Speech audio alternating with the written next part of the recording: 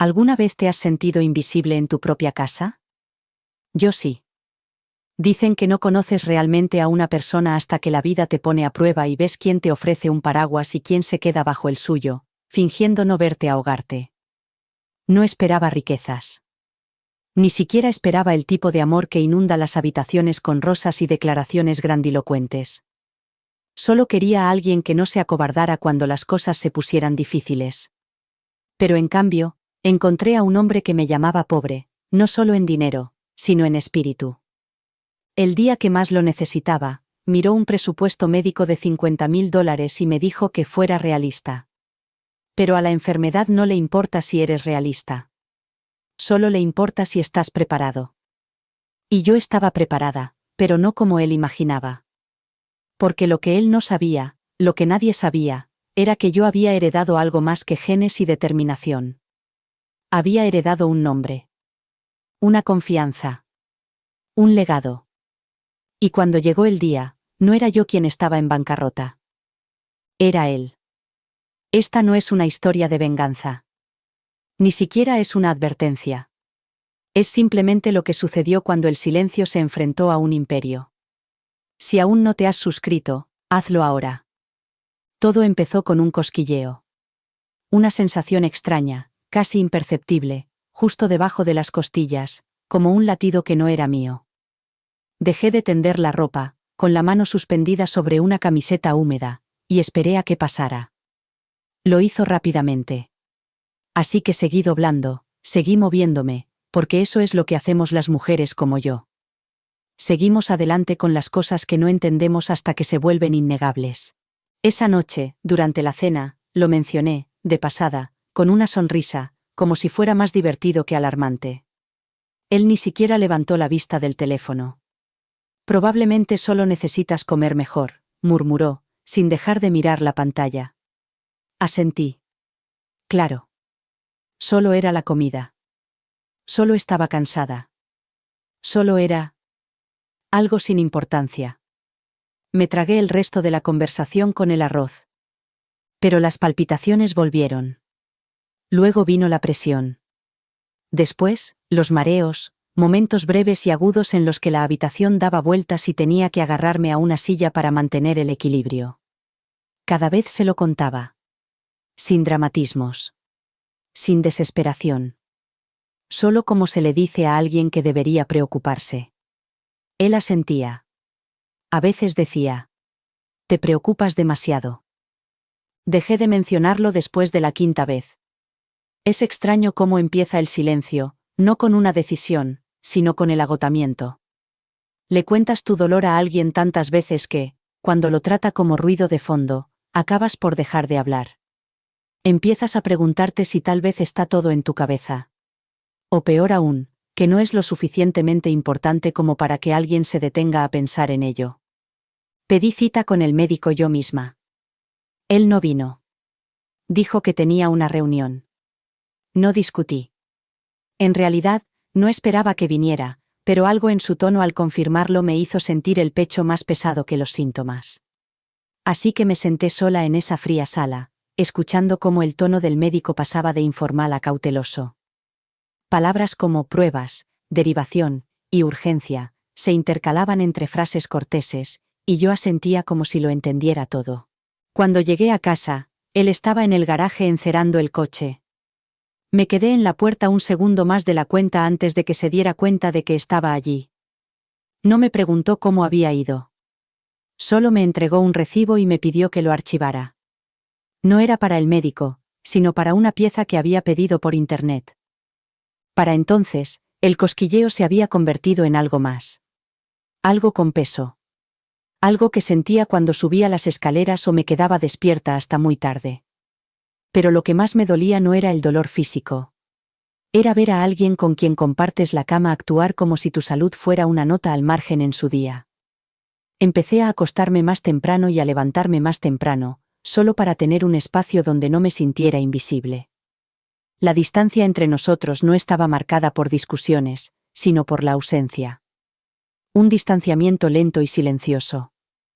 Él no se daba cuenta de que yo hacía una mueca de dolor cuando reía. No se daba cuenta de que había dejado de reír por completo. Era sábado, uno de esos días que pedían algo ligero. Esa mañana me sentía un poco mejor, al menos menos mareada, y decidí aprovechar ese pequeño estallido de energía para dar un paseo por el mercado artesanal local. No porque necesitara nada, sino porque a veces estar rodeada de belleza te ayuda a recordar que sigues formando parte de ella. Me llamó la atención un diario de cuero hecho a mano. De color marrón suave, con páginas de bordes irregulares y un broche que me recordaba a algo que solía llevar mi abuelo. Lo sostuve más tiempo de lo que pretendía, recorriendo con los dedos las costuras, la discreta artesanía. Costaba $85. No era barato, pero tampoco imposible. Cuando se lo enseñé más tarde, esa misma noche, se rió. No fue una carcajada. Ni siquiera de sorpresa. Solo esa risa plana y despectiva que se hace la gente cuando ya ha decidido que algo no merece la pena. ¿Tú? Tú no eres de los ricos, dijo, sin mirarme siquiera. Parpadeé. No porque no estuviera de acuerdo, sino porque había algo en su forma de decirlo que lo hacía definitivo. Como si no estuviera hablando solo de mi cartera, sino de mi mundo. Sobre el lugar que ocupaba en él. Dejé el diario sobre la mesa y no dije nada durante un rato. Él siguió navegando, bebiendo su refresco y haciendo clic en el mando a distancia, cosas normales. Cosas cómodas. Mientras tanto, yo me senté con una verdad que no esperaba que me doliera, que, a sus ojos, nunca sería alguien que valiera más que lo que traía a casa cada 2 semanas. No es que necesitara ser rica. Es que quería que él creyera que podía serlo. O, al menos, que ya era valiosa por cosas que no tenían nada que ver con los números de una cuenta bancaria. Pero él ya me había encasillado. En una caja llena de expectativas bajas y puertas cerradas en silencio. No era la primera vez que lo sentía. Pero era la primera vez que lo decía en voz alta. Una semana después, se compró un reloj inteligente. $600, sin dudarlo. Dijo que lo necesitaba para ser más eficiente. Asentí. Incluso sonreí. Para entonces ya había aprendido a no hacer comparaciones. Al menos, no en voz alta. Pero en la tranquilidad de mi mente, llevaba una lista, no de compras, sino de patrones. Nunca le había pedido que me hiciera rica. Pero empecé a darme cuenta de lo incómodo que se ponía cuando me atrevía a querer algo que se salía un poco de lo que él creía que me merecía. Quería que le estuviera agradecida. Que tuviera los pies en la tierra. Que dependiera de él. Así que empecé a soñar en silencio. Dejé de señalar las cosas que me gustaban. Y dejé de esperar que me viera como algo más que una partida del presupuesto. Ese fue el momento en que empecé a ahorrar algo que él nunca vio, una parte de mí misma. Y algún día, él aprendería que no ser del tipo rico, tenía menos que ver con las cuentas bancarias y todo que ver con lo pequeña que siempre había esperado que yo fuera. El sobre llegó un miércoles. No era el tipo de correo que se tira junto con los folletos o se dobla con las facturas para clasificar más tarde. Era grueso. Llevaba la etiqueta urgente. El tipo de sobre que marca la diferencia. Dentro había un informe del especialista. $50.000 por el plan de tratamiento completo. No era cosmético. No era opcional. No era para algún día. Era la línea que separaba controlar mi enfermedad de dejar que ella me controlara a mí. Primero me quedé mirando la cifra. Luego, las palabras que la rodeaban. Después, la nota manuscrita del médico pegada en la parte posterior, que decía: urgente. Recomendamos actuar de inmediato. Esperé hasta la hora de la cena. Él acababa de terminar de presumir de que quizá cambiaría su coche por uno más nuevo. Algo más llamativo. El momento me pareció cruel. Aún así, le entregué el sobre con dedos tranquilos y el corazón acelerado. Lo abrió lentamente, recorriendo la página con la mirada como si fuera una molestia. Cuando llegó al número, se echó hacia atrás. Esto es una locura, dijo. ¿50.000? ¿Para qué? ¿Para unas pruebas y revisiones más? Siempre intentan asustar a la gente con cifras elevadas. Al principio no dije nada. Dejé que el silencio se instalara entre nosotros. Luego dije: no es opcional. Es el siguiente paso. Él negó con la cabeza y me devolvió el sobre. Ni hablar. No es inteligente. No tenemos ese dinero para gastarlo en algo que quizá ayude. No lo tenemos. Quería preguntarle a quién se refería, porque yo había ahorrado en secreto. Invertido. Planificado. No se lo había dicho, pero tenía mis propios recursos. No le estaba pidiendo que pagara todo. Le estaba pidiendo que se preocupara lo suficiente como para acompañarme en esto. ¿Puedes ser mi aval?, le pregunté en voz baja. Solo por el hospital. Yo me encargaré de los pagos. Ni siquiera fingió pensarlo. No voy a comprometer mi nombre con una deuda médica. Yo no hago las cosas así, dijo, volviendo a centrar su atención en el plato. Siempre encuentras la manera de darle más importancia a las cosas. Entonces lo miré, fijándome bien en su aspecto. El hombre que una vez creí que lucharía por mí ahora ni siquiera podía firmar un papel. Ni siquiera cuando eso significaba que yo podría vivir más tiempo. Vivir mejor. Curarme. $50.000. Ese era el precio. Pero, en realidad, nunca se trató del dinero. Se trataba de lo que uno está dispuesto a arriesgar por alguien a quien ama. Y en ese momento, aprendí que el amor, para él, tenía límites. Líneas trazadas con tinta. Límites definidos por la lógica financiera y la supervivencia. Así que doblé el sobre. Lo volví a guardar en mi bolso. Y le di las gracias, no por ayudarme, sino por mostrarme exactamente cuál era mi lugar. Esa noche dormí en el borde de la cama. No porque él me empujara allí, sino porque algo en mí no podía acostarse junto a un hombre que ya había decidido que yo no valía lo que costaba. Ella nunca lo dijo con maldad. Mi madre tenía una forma de envolver las advertencias en calidez, como si no quisiera herirme con la verdad, solo ofrecerla con delicadeza, como una palma abierta bajo un vaso que cae. Ten cuidado con los hombres que solo cuentan lo que dan, me dijo una vez, mientras pelábamos judías en el porche trasero. Nunca verán lo que tú llevas dentro. Debía de tener 17 años. Quizá menos. Recuerdo que me reí y le dije algo como: ¿te refieres a papá? Ella no se rió. Siguió pelando en silencio, como si yo hubiera señalado una herida que nunca había cerrado del todo. Años más tarde, me dije a mí misma que había elegido otra cosa. Mi marido no era ruidoso. No pegaba. No bebía. No desaparecía durante días como hacía mi padre. Pensé que eso significaba que había ganado. Que había roto el patrón. Pero ahora, con una carpeta llena de facturas sin pagar y un silencio entre nosotros que se hacía más pesado cada hora, me di cuenta de que solo había elegido otra versión. Una más tranquila. Un hombre que nunca salía de casa, pero que abandonaba emocionalmente la habitación cada vez que las cosas se ponían difíciles. Mi madre solía decirme que algunos hombres te aman por lo poco que pides. Cuanto menos ruido hagas, más tranquila dirán que eres, aunque por dentro estés sangrando. No se pelea contigo porque no te ve, me dijo una vez cuando la llamé llorando durante nuestro primer año de matrimonio.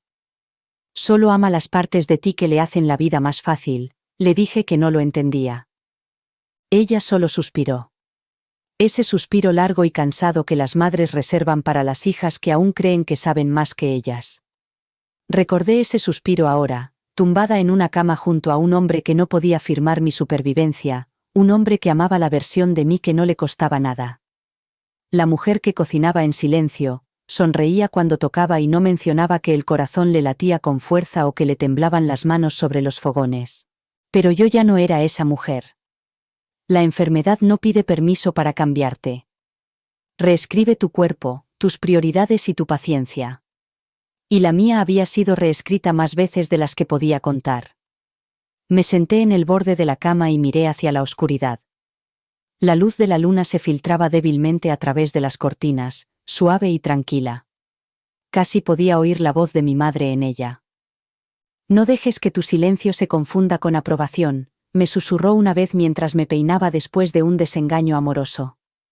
Algún día, él creerá que te gusta ser invisible. No le discutí entonces. Y tampoco lo hice ahora. Porque este vacío a mi lado, este dolor que él no quería nombrar, no era solo sobre él. Era sobre mí. Y todas las advertencias que había guardado cuidadosamente en mi corazón, solo para demostrar que no las necesitaba. Resulta que sí las necesitaba. Era poco después de medianoche cuando me desperté jadeando. No era el tipo de jadeo que se da después de una pesadilla, sino el que el cuerpo expulsa cuando pide aire a gritos. Sentía como si alguien estuviera sentado sobre mi pecho. Tenía las manos entumecidas. Un zumbido tan fuerte resonaba en mis oídos que parecía que mi propio cuerpo intentaba advertirme desde dentro. Busqué su mano. No por instinto, sino por esperanza. La esperanza de que tal vez, incluso a distancia, él sintiera ese momento. Quizás se despertaría y se daría cuenta de que algo iba mal. Que tal vez el amor, incluso el amor cansado, se despertaría por la mujer que estaba a su lado, luchando por sobrevivir. No se movió. Susurré su nombre, pero no hubo respuesta. Me senté, temblando, tratando de no entrar en pánico. El pánico lo empeoraría todo. Eso lo había aprendido. Conté mis respiraciones, lentas y superficiales, tratando de mantener el control. Mi teléfono estaba en la mesita de noche.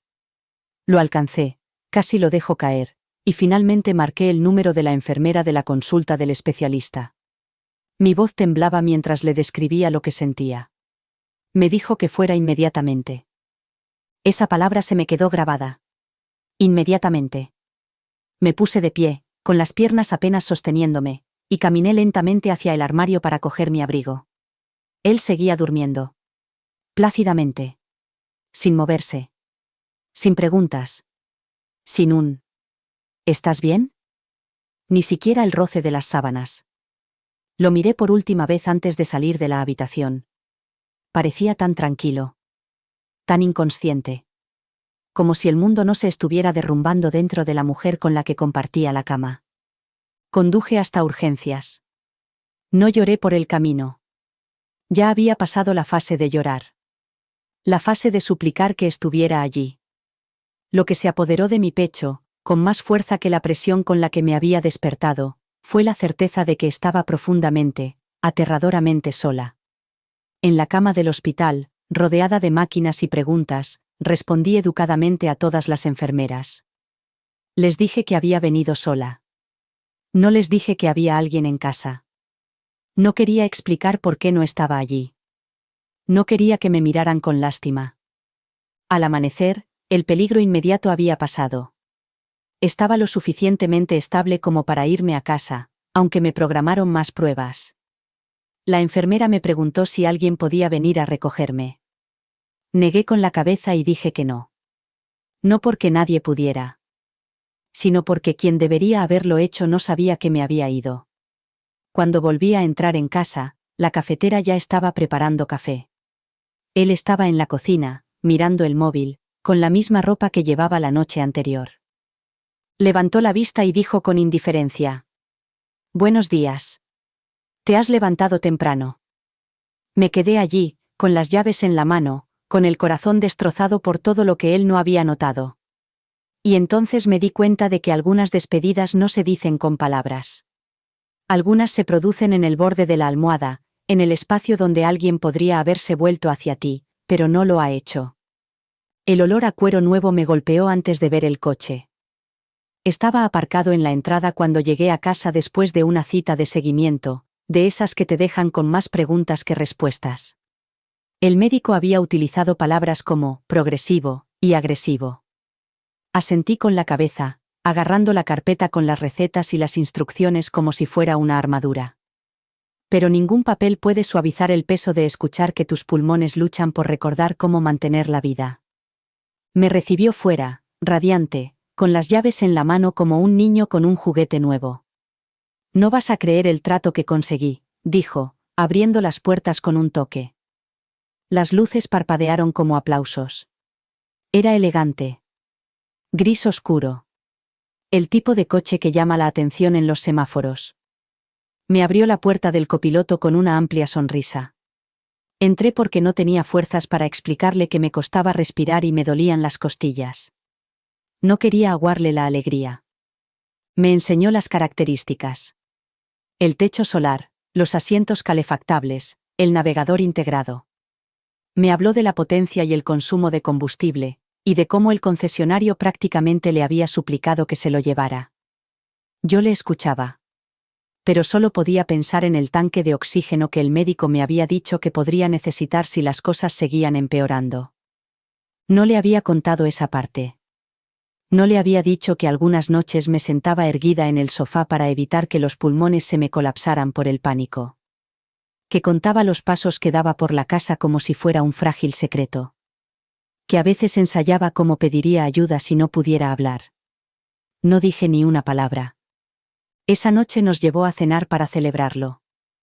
Nos sentamos en una mesa cerca de la ventana mientras él hablaba de los colores que casi había elegido. Yo empujaba la comida en mi plato y sonreía en los momentos adecuados. ¿Estás bien?, me preguntó a mitad de su filete.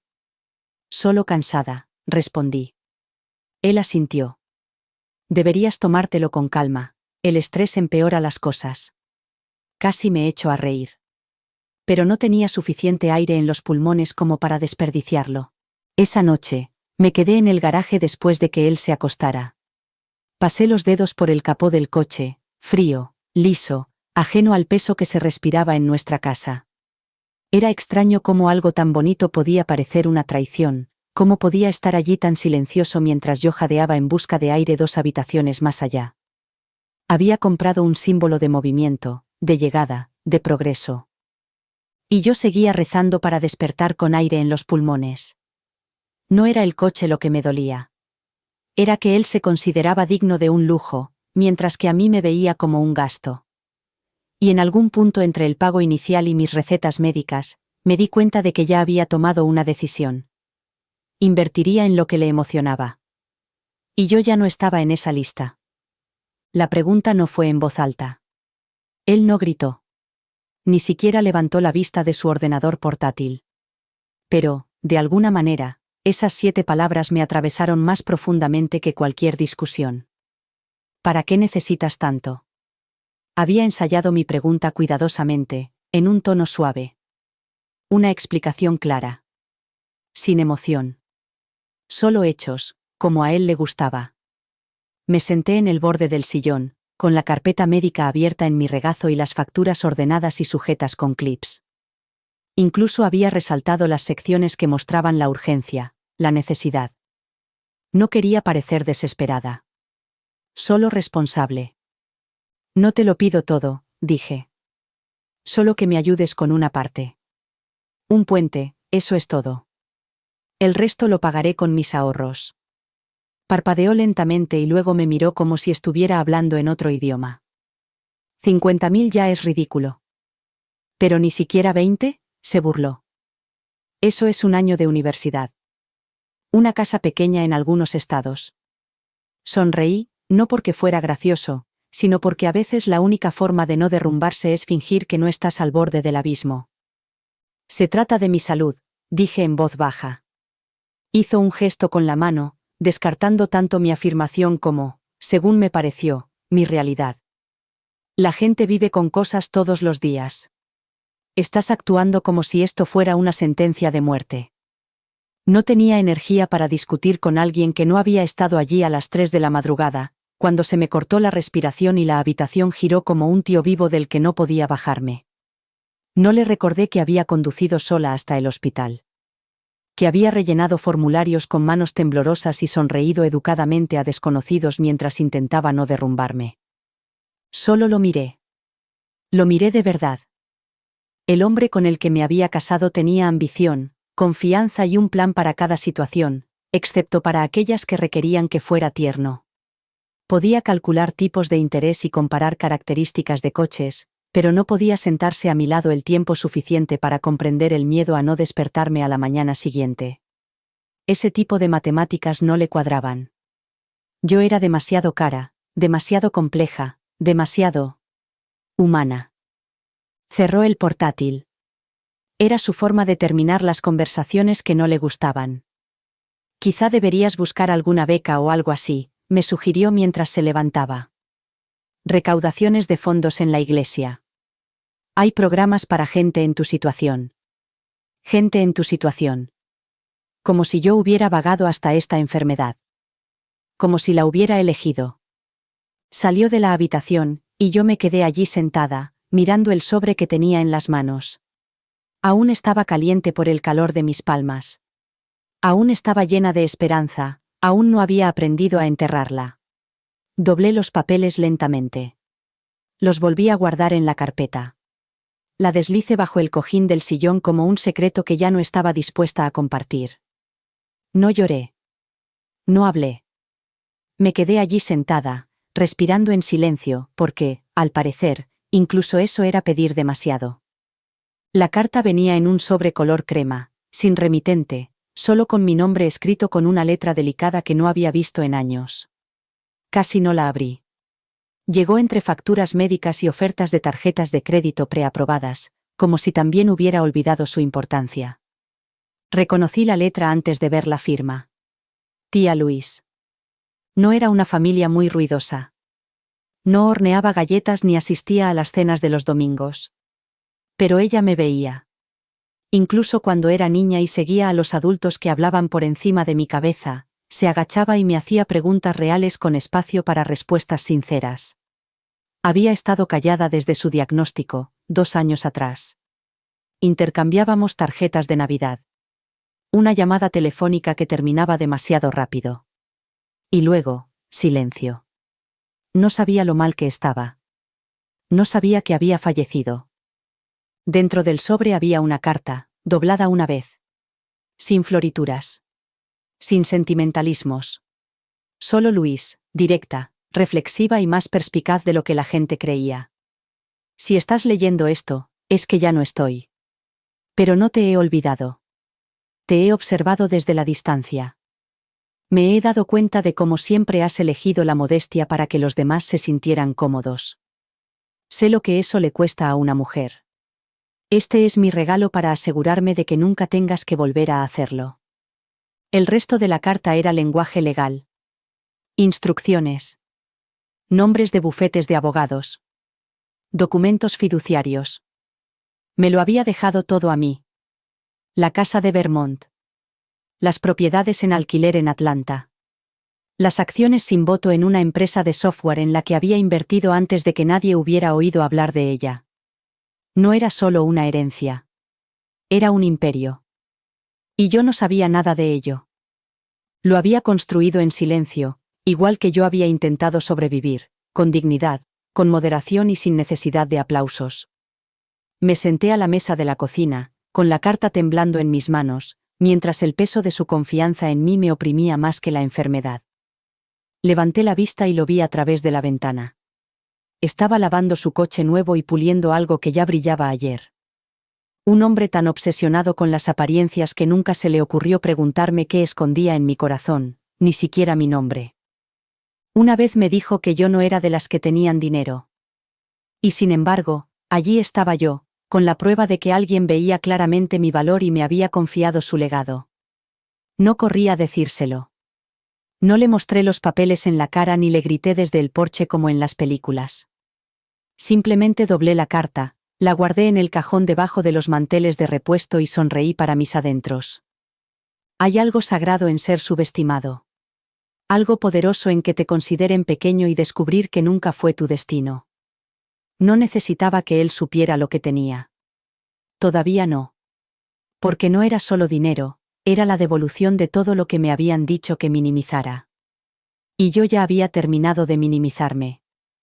Hay cosas que una mujer aprende a mantener sagradas, como la paz, como el silencio, como saber algo que él no sabe. Después de la carta de la tía Luis, me senté con la verdad durante días. No solo con los números, aunque eran asombrosos. No solo con los activos, aunque eran muchos. Lo que pesaba más que nada era el permiso que me daba. No solo para vivir, sino para elegir cómo vivir. Podría habérselo dicho aquella noche. Podría haber interrumpido una de sus diatribas sobre el precio de la gasolina o los negocios que realmente no entendía. Podría haber dicho: En realidad, ahora tengo más propiedades que todos tus amigos juntos. Pero no lo hice. Porque lo que tenía no era una refutación. No era venganza. Era mío. Y había aprendido, poco a poco y con dolor, que algunos hombres no saben manejar con cuidado la fuerza de una mujer. No saben qué hacer con el poder que no te han concedido. Se encogen en su sombra. Así que lo mantuve en secreto. Firmé lo que había que firmar, contraté a un asesor financiero discreto y amable que se reunía conmigo en una cafetería al otro lado de la ciudad. Presenté documentos. Abrí nuevas cuentas. Fui cuidadosa, deliberada. No porque tuviera miedo, no. Sino porque no tenía ningún interés en defender lo que nunca fue suyo para cuestionarlo.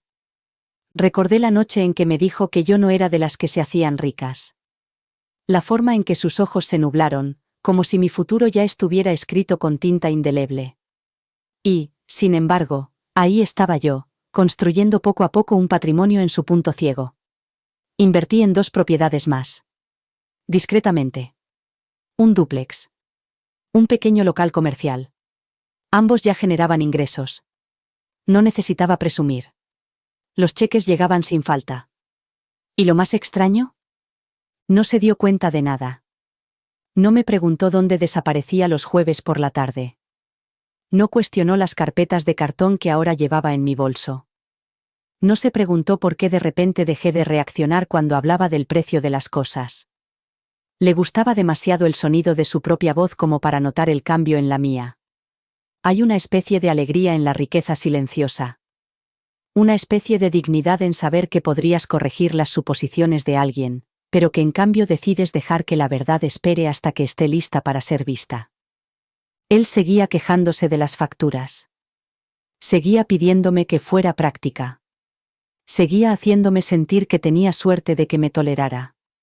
Pero yo ya no estaba sentada a esa mesa como una mendiga. Era un imperio con zapatos blandos.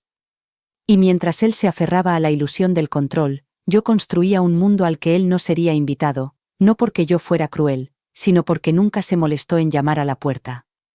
Algunas personas no te escuchan hasta que el silencio es más fuerte que cualquier cosa que hayas dicho. Y yo había aprendido la belleza del trueno silencioso.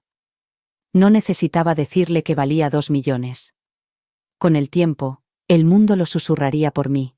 Al principio no me reconoció. No la doctora, me refiero a la recepcionista. Había llamado antes, había pedido hablar con el departamento de facturación, y había utilizado un nombre que no conocían. Mi apellido de soltera. Me sonaba extraño, como una vieja canción que habías olvidado que sabías. Les dije que era una amiga que estaba ayudando con los gastos. El paciente había dicho que no quería retrasar el tratamiento por el coste. Por supuesto, acordaron que yo quería que todo se gestionara de forma privada. El dinero tiene una forma de suavizar las conversaciones.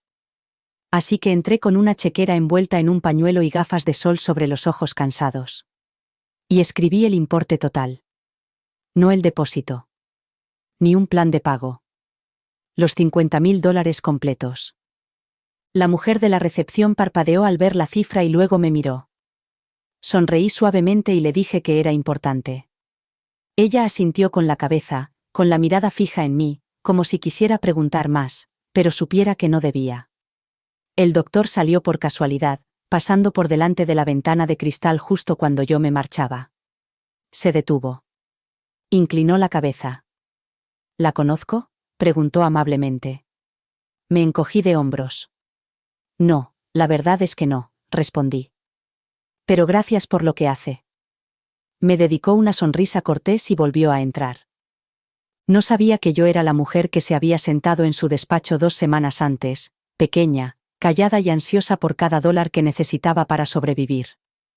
No sabía que yo era la que había dicho, no estoy segura de que podamos permitírnoslo, mientras agarraba los papeles como si fueran un salvavidas. En aquel momento, bajé la mirada cuando lo dije. Sentía el peso de la carencia, la vergüenza de necesitar más de lo que creía merecer. Pero hoy era diferente. Hoy había decidido no mostrarme, no porque me estuviera escondiendo, sino porque quería curarme más que el reconocimiento. El tratamiento comenzaría la semana siguiente. Habría dolor. Habría recuperación. Pero también habría aliento. Y eso, para mí, era riqueza. Podría haber ido a casa y contárselo todo, ver la incredulidad en su rostro, escuchar sus preguntas torpes sobre dónde, cómo y cuándo. Pero no lo hice. Dejé que llegara a casa y se quejara del tráfico. Dejé que hablara de los tipos de interés y de una nueva aplicación de criptomonedas que estaba pensando probar. Dejé que viviera en su mundo, ajeno al mío. No me preguntó por mi cita. No me preguntó si habíamos tomado una decisión. Y yo ya no necesitaba que lo hiciera. Esa noche subí a mi habitación y me paré frente al espejo del baño. Me quité el pañuelo, me pasé los dedos por el pelo y le susurré a mi reflejo. Lo has conseguido. No en voz alta. No de forma dramática. Solo lo suficiente para que la niña que había dentro de mí lo oyera. Porque esa niña, la que una vez pidió ayuda y se encontró con el silencio, finalmente se había salvado a sí misma. Y lo había hecho sin pedir permiso. No me puse nada elegante. Solo un cardigan azul marino, unos vaqueros suaves y las bailarinas con la suela gastada que nunca me molesté en cambiar. No necesitaba parecer poderosa para serlo. Eso era algo que solo había comprendido recientemente. Esta vez, la recepcionista me reconoció. Sonrió, un poco más cálidamente que antes, como si hubiera descubierto algo que no se decía. ¿Viene a hablar con facturación otra vez?, preguntó amablemente. Negué con la cabeza. Number. Solo vengo a terminar el expediente. Trajeron los papeles. Una carpeta fina con mi nombre, códigos médicos y una pestaña amarilla con la palabra pagado en negrita. El médico había escrito una nota en la última página diciendo que se alegraba de que pudiera seguir adelante, que el tratamiento comenzaría la semana siguiente y que esperaba que estuviera mejor. No sabía lo acertado que estaba. Me entregaron un recibo para mis archivos. Lo cogí, lo doblé con cuidado y lo guardé en mi bolso como si no fuera el papel más caro que había tenido nunca en las manos. No hubo aplausos. Ninguna enfermera agradecida corriendo tras de mí. Solo una transacción silenciosa. Solo dignidad en movimiento. La enfermera de guardia, joven, tal vez recién salida de la escuela, me miró con ojos tiernos. Me di cuenta de que no conocía toda la historia. Pero sabía lo suficiente para comprender que algo había cambiado. Hay una forma en que la gente te mira cuando ya no pides nada, cuando no esperas que nadie te salve. Al salir, me detuve junto a la fuente de agua. No porque tuviera sed, sino porque, por un momento, el peso de todo aquello me abrumó. Este era el precio de la curación, no solo el dinero, sino las batallas silenciosas que nadie veía. Las decisiones tomadas en dormitorios y cuentas bancarias. Las lágrimas que se secaban antes de llegar al hombro de nadie. Al abrir la puerta de la clínica, sentí el aire primaveral en mi cara. Limpio. Fresco. Como el primer aliento después de un largo invierno. Él no sabía que estaba allí. Pensaba que estaba haciendo recados. Quizás comprando comida. Quizás en la farmacia, tratando de resolver algo. Todavía creía que lo estaba esperando. Que lo creyera, porque ya no se trataba de demostrar nada. No se trataba de darle una lección. Se trataba de recuperar algo que nunca vio escapar de mis manos. No salí por esa puerta enfadada. Salí libre. Y cuando me metí en el coche, no lloré. Solo miré al frente durante un largo rato, susurré. Gracias, a un Dios que nunca necesitó que gritara para ser escuchada, y luego conduje a casa. Tranquila. Completa. Pagada en su totalidad. Empezó a dejar las luces encendidas en el pasillo por la noche. No porque yo se lo pidiera, nunca me preguntó si tenía miedo. Pero me daba cuenta de que había decidido que no estaría allí mucho más tiempo. Había una extraña ternura en la forma en que me arropaba con las mantas. No era amor. No era una disculpa. Solo consuelo, como el que se le ofrece a alguien que no se va a quedar. Le dejé creerlo. Él seguía pensando que me estaba muriendo. Era la forma en que me miraba comer, midiendo cada bocado, como si estuviera tomando nota mentalmente de lo que solía disfrutar. Empezó a traer a casa cosas que no había pedido en meses, mi té favorito y las mentas suaves que solía guardar en el bolso. Un inventario silencioso de recuerdos antes de que desaparecieran. Y sin embargo, todavía no me había preguntado cómo me sentía. Me preguntaba por cosas. ¿Has dormido? ¿Necesitas algo? Pero nunca. ¿Qué ha dicho el médico? Nunca. ¿Y ahora qué? No quería oírlo. Prefería la versión de la historia en la que yo me desvanecía suavemente, en la que no había que responder a preguntas difíciles. En la que él podía ser el hombre que lo intentó, sin ser nunca el que realmente estuvo presente. Algunas tardes, lo encontraba de nuevo en el garaje, esta vez no limpiando, sino sentado en el coche con el motor apagado. Sus dedos recorrían el volante, con la mirada perdida. Quizás imaginando la vida después de mí. Quizás imaginando cómo volvería a contar este capítulo. Ella enfermó. Hice lo que pude. Él ya había escrito mi final. Pero yo había cambiado el argumento. Me estaba curando. En silencio. No a pasos agigantados, sino de forma constante e imperceptible. Sentía cómo el aliento volvía a los lugares donde antes solo había silencio. Ahora podía caminar un poco más sin agarrarme a la barandilla. Podía dormir sin miedo a despertarme en la oscuridad, con los pulmones jadeando en busca de aire. Pero no se lo dije. Dejé que hiciera sus planes. Dejé que guardara con delicadeza mis zapatos del pasillo y apilara mis libros como si fueran recuerdos. Había empezado a guardar los mensajes de voz. Ahora me fijo más en la luz parpadeante del teléfono fijo. Nunca borra los mensajes, como si estuviera archivando mi voz. Había misericordia en dejarle ignorar el milagro. Porque si lo hubiera sabido, podría haber intentado acercarse de nuevo. Podría haber querido acceder a lo que estaba surgiendo en mí. Y esta vez no iba a entregárselo a alguien que solo aparecía cuando el final parecía seguro. Él no lloraba por la mujer que yo era. Lloraba por la versión de mí que siempre le había hecho sentir cómodo. La callada. La dependiente. La que le admiraba por cosas que él nunca le dio de verdad. Y en su tristeza, todavía me echaba de menos. Porque incluso mientras se preparaba para perderme, nunca vio en quién me había convertido. ¿Alguna vez has tenido que elegir la paz por encima de las personas? Aquella noche llovía, suave y constante, sin dramatismo. El tipo de lluvia que no impide hacer planes, solo te pide que camines con determinación. Llegué temprano, con el abrigo aún húmedo y los papeles metidos en el bolso como si fueran una segunda columna vertebral. La mesa era pequeña y apartada, en un rincón tranquilo de un restaurante en el que no importaba quedarse. Pedí té. Sin limón. Solo calor. Y esperé. Mi abogada llegó justo a tiempo, la señora Greer. Ojos tranquilos e inteligentes. El tipo de mujer que podía dar noticias devastadoras con elegancia o poder con precisión. Me saludó no como a una clienta, sino como a una mujer que había encontrado su lugar. Deslicé el sobre por la mesa. Sin dramatismos. Solo por necesidad. Estos son los cambios, dije con voz firme. Ella asintió y abrió el expediente. Dentro estaban los formularios de beneficiarios revisados, el poder notarial actualizado y los documentos del fideicomiso con nuevos nombres impresos con letra clara. No era el suyo. Nunca más sería el suyo. En su lugar, aparecía la clínica comunitaria que nunca me rechazó cuando mi seguro falló. Mi ahijada.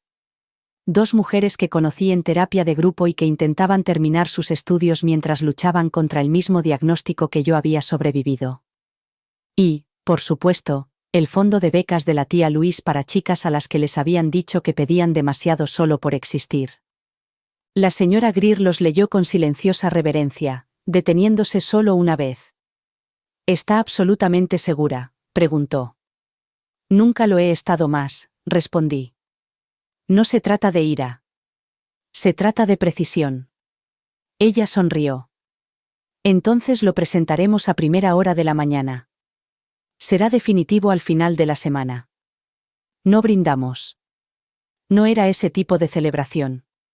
Pero entre nosotras se produjo un silencio que resonaba con complicidad. No estaba reescribiendo la historia. Estaba corrigiendo el registro. Cuando llegó la cena, hablamos como viejas amigas, sobre libros, sobre mujeres que se criaron solas, sobre cómo damos demasiado antes de saber lo que valemos. En un momento dado, la señora Greer me miró y me dijo: no solo has recuperado tu nombre. Has recuperado tu narrativa. Y me di cuenta de que tenía razón. Había entrado en aquella cena como alguien que él todavía consideraba su responsabilidad, una mujer atada a la enfermedad y la necesidad. Salí de allí como una mujer que había escrito su propio final, firma a firma. Más tarde, aquella noche, me puse delante del espejo y lo dije en voz alta. Mi nombre completo. El nombre, los apellidos. El que me dio mi madre antes de que nadie intentara cambiarlo. Ahora sonaba diferente. No como un nombre que intentaba mantener vivo, sino como uno que estaba lista para llevar adelante. Esa noche, no ensayé lo que diría cuando él se enterara. No imaginé su cara ni su silencio.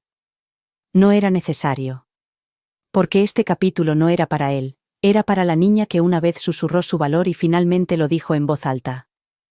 No fue un encuentro dramático. No hubo portazos. No hubo gritos. Solo el tipo de silencio que se crea cuando la verdad está a punto de sentarse a la mesa. Ella me había pedido que no fuera.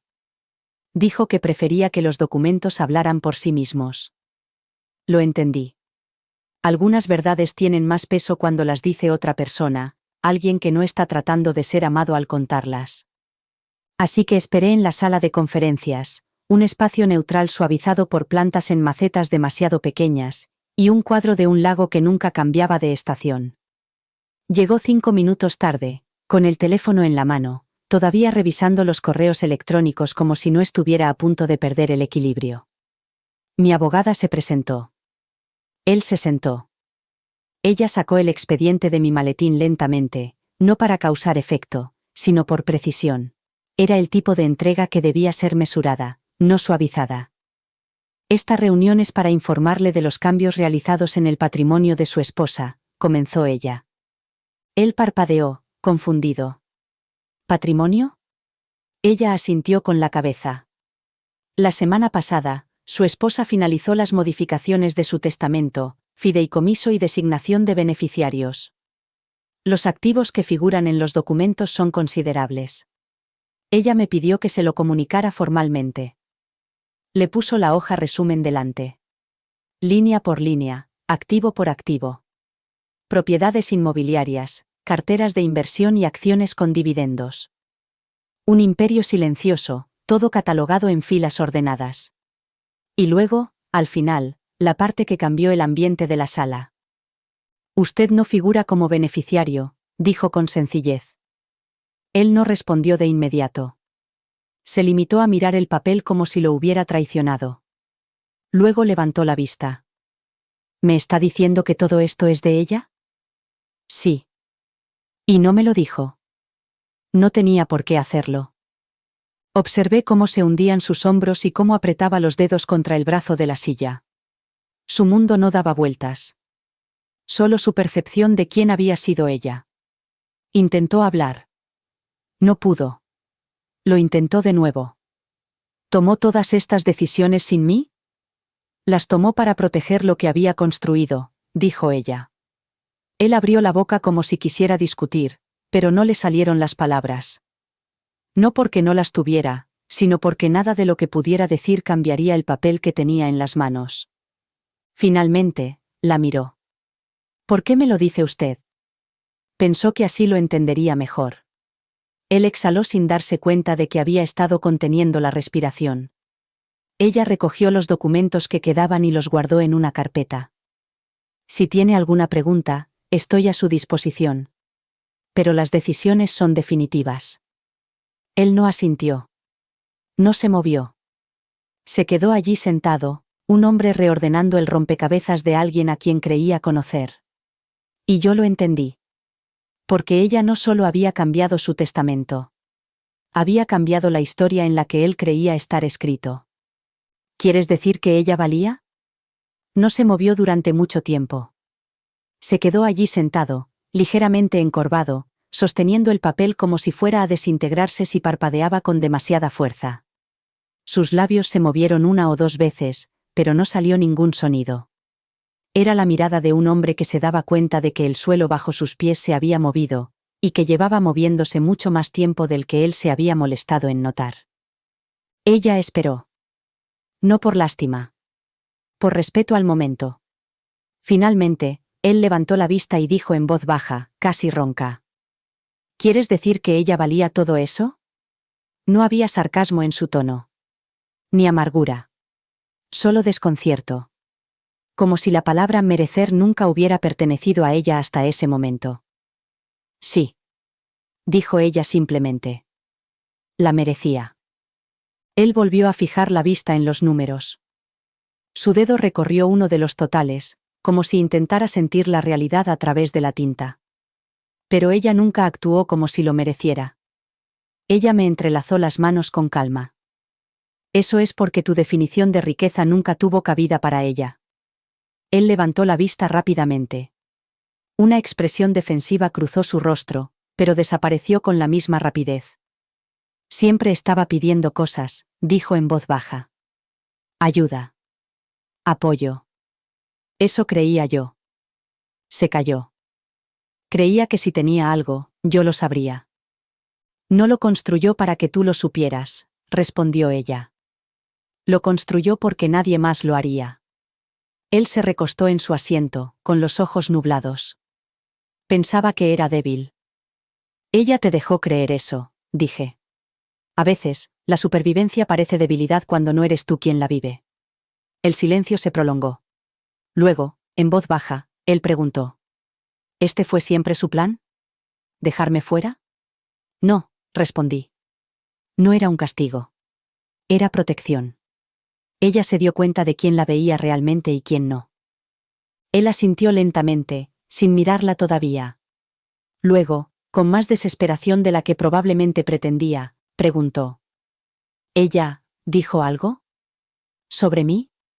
Ella metió la mano en su maletín y sacó un pequeño sobre cerrado. Te escribió una carta, dijo. Dijo que era la única explicación que te debía. Él no lo cogió de inmediato.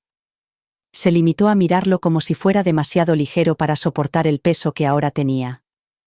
No es muy largo, añadió ella. Pero es sincero. Finalmente, él lo cogió. Le temblaba ligeramente la mano. Ella recogió el resto de mis cosas. Te dejo con eso. Cuando se levantó para marcharse, él le preguntó una vez más, en un susurro apenas audible. ¿De verdad valía millones? Ella se detuvo en la puerta. Luego dijo lo que tenía que decir. Siempre valió más de lo que tú pudiste medir. Y entonces lo dejó allí, todavía con la carta en la mano, todavía buscando en el silencio a la mujer a la que por fin había empezado a ver, solo después de que ella dejara de necesitar ser vista. Siempre dijiste que era callada. Nunca te diste cuenta de que estaba escuchando. Y cuando dejé de pedirte que me vieras, no era por amargura. Era por claridad. Cuando tengas esta carta en tus manos, ya lo sabrás. Las cifras. Las propiedades. El hecho de que la mujer que creías que se aferraba a la supervivencia había estado construyendo algo más fuerte que el silencio, algo que no necesitaba tu aprobación para existir. Pero no lo hice por venganza. Probablemente pensarás que te dejé fuera para castigarte, que oculté cosas por rencor. Que todo esto fue un largo y estratégico silencio. Pero la verdad es que no fue así en absoluto.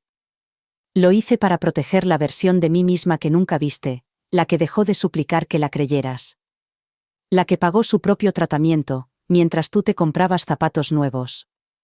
La que dejó de llorar y empezó a invertir. Y cuando dejé de contarte cosas, no fue porque quisiera hacerte daño. Fue porque no me oías cuando te susurraba y no me escuchabas cuando gritaba por dentro. Me querías cuando era más pequeña que tú. Te sentías cómodo cuando me apoyaba en ti, cuando te pedía cosas, cuando dudaba. Pero cuando crecí y me hice yo misma, diste un paso atrás, como si mi transformación fuera una amenaza. Y quizá lo era. Quizás el poder parece una traición cuando ya no lo controlas. Pero, de nuevo, no se trata de venganza. Se trata de reflexión. Me mirabas todos los días y no veías en lo que me estaba convirtiendo. Te acostabas al lado de alguien que estaba aprendiendo a respirar de nuevo, lentamente, con dolor, y nunca le preguntaste lo que le costaba seguir adelante. Ese tipo de ignorancia no es malvada. Es solo descuido. Pero yo no podía permitirme descuidar lo que estaba construyendo. Así que me callé. Y luego me volví inteligente. Y luego me liberé. No escribí esta carta para regodearme. La escribí porque sé que te quedarás con las palabras del abogado y te preguntarás quién era yo realmente. Esto es lo que era. Una mujer que se quedó demasiado tiempo, esperando ser vista. Una mujer que dejó de esperar. Una mujer que, en la tranquilidad, volvió a encontrar su propio nombre. Y sí, te dejé fuera del testamento. Pero no lo hice por odio. Lo hice porque finalmente comprendí que la vida que dejo atrás nunca se construyó sobre la base de una relación de pareja, sino sobre la base de una actuación. Yo era la que actuaba.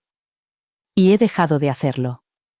Espero que, con el tiempo, no lo veas como un castigo, sino como un permiso.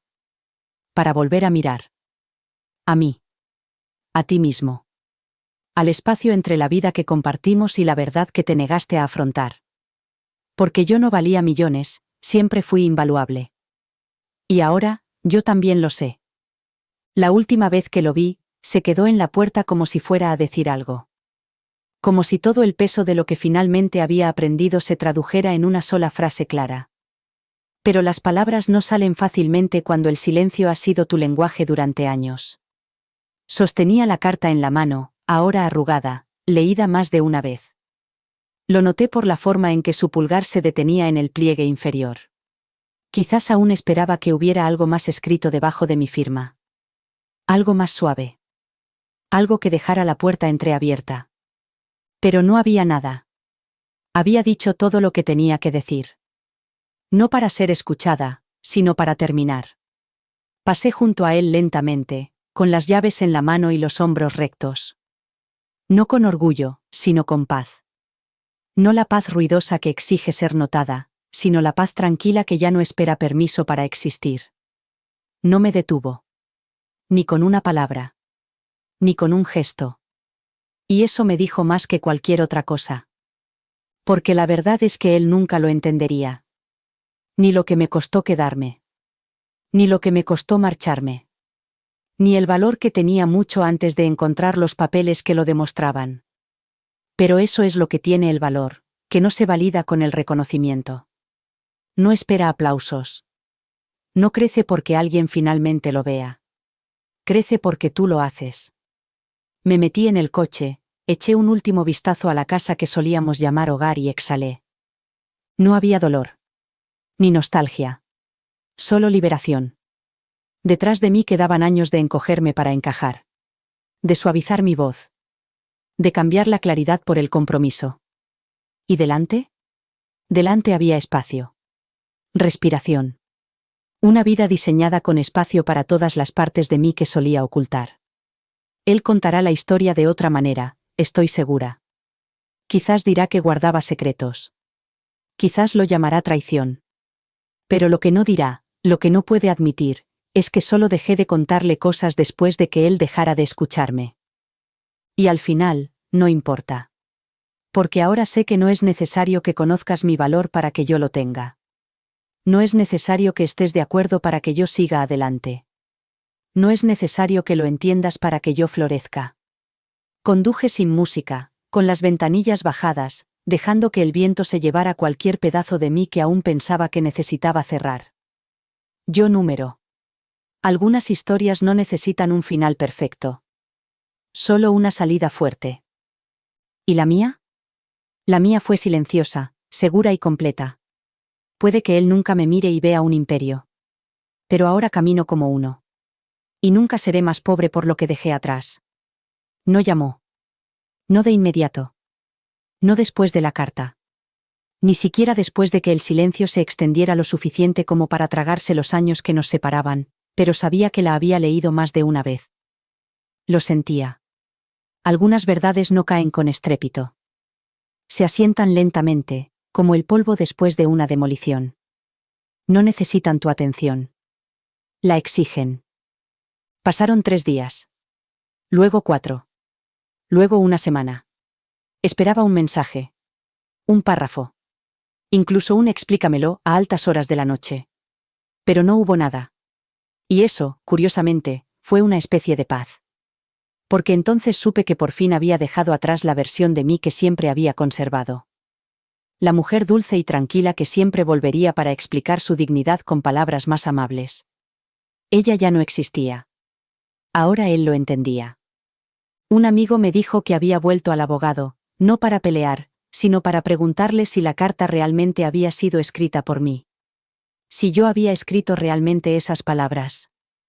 Si la mujer que una vez suplicó por pequeños gestos de amabilidad ahora podía alejarse de millones con la columna vertebral intacta. El abogado le dijo que sí. Me imagino que se quedó pensando en eso durante mucho tiempo. Me imagino que revivió cada momento, cada rechazo, cada negativa a ayudar, cada vez que había usado su billetera como trono. Quizás recordó la noche en que le preguntó: ¿por qué necesitas tanto? Y ahora tenía la respuesta.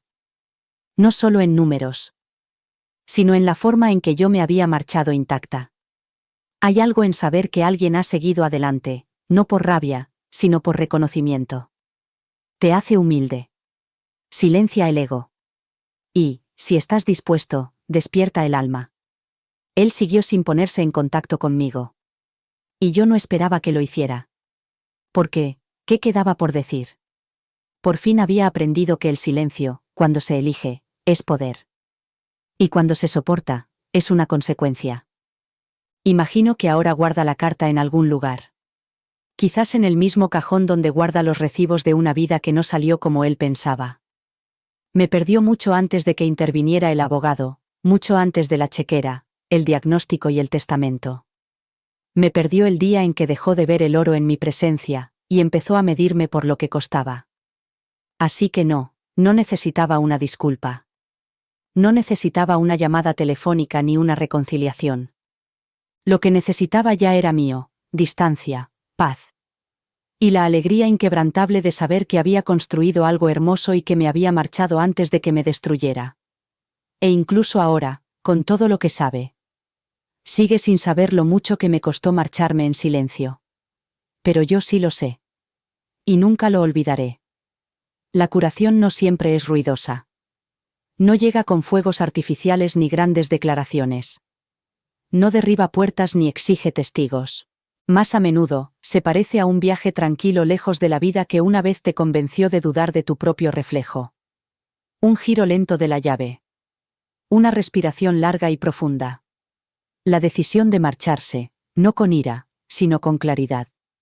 No se marchó para demostrar nada. Se marchó porque finalmente comprendió que no tienes que quedarte donde no te ven como alguien real. No tienes que encogerte para estar a salvo.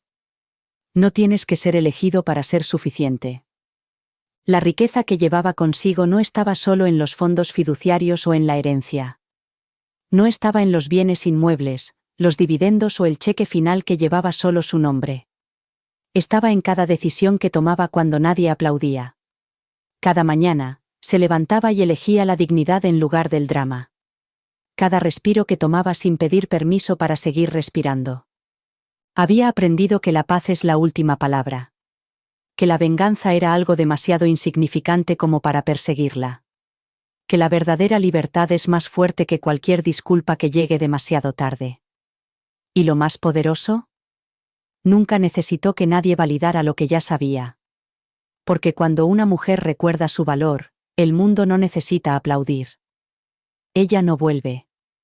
No da explicaciones. No vuelve a abrir puertas que una vez le obligaron a suplicar. Simplemente vive, más rica en espíritu, más plena en su propósito y más suave en los lugares que una vez le dolían. Aprende que la suavidad no es debilidad, sino fuerza sin armadura. Que los límites son una carta de amor a tu propio devenir. Que el silencio es a veces el testimonio más poderoso de la supervivencia. Él se quedará con las preguntas. Los sí, los por qué, los cómo no me di cuenta. Las guardará hasta altas horas de la noche como piezas de un rompecabezas que nunca se molestó en terminar. ¿Pero ella? Ella se llevó las respuestas con ella. No por rencor, sino porque nunca le pertenecieron. Él podría contar la historia de otra manera. Podría decir que ella se rindió, que cambió. Que se marchó con demasiada facilidad. Pero lo que no dirá, lo que nunca dirá, es que la vio ahogarse en el silencio, y aún así esperaba que se quedara. Que cuando ella necesitaba aire, él se compró consuelo. Que cuando ella pidió ayuda, él midió su valor por el tamaño de la factura. Así que ahora ella no discute. No defiende sus decisiones. No intenta que él la entienda, porque la comprensión nunca fue un requisito para su liberación. La mujer que es ahora camina con recuerdos, sí, pero sin remordimientos. Ahora sabe que la supervivencia no es el objetivo. Lo es la plenitud. Y la plenitud se consigue alejándose de las cosas que se niegan a crecer contigo. Ahora camina de otra manera. No más pesada, más ligera. No con cuidado, con seguridad. Porque saber lo que vale ya no depende del reconocimiento de otra persona. Vive en la forma en que se levanta. En la forma en que elige la suavidad sin rendirse. En la forma en que construye sin alardear. En la forma en que ya no pide espacio, sino que lo reclama. No dio un portazo. No gritó. No contó los años que perdió.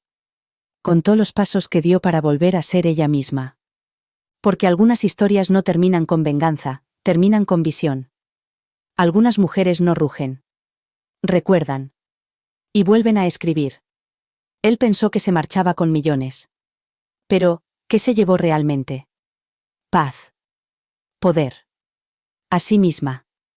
Y con cada paso adelante, escribe una nueva historia, una en la que el amor no le cuesta todo y saber lo que vale es la riqueza que nunca se agota.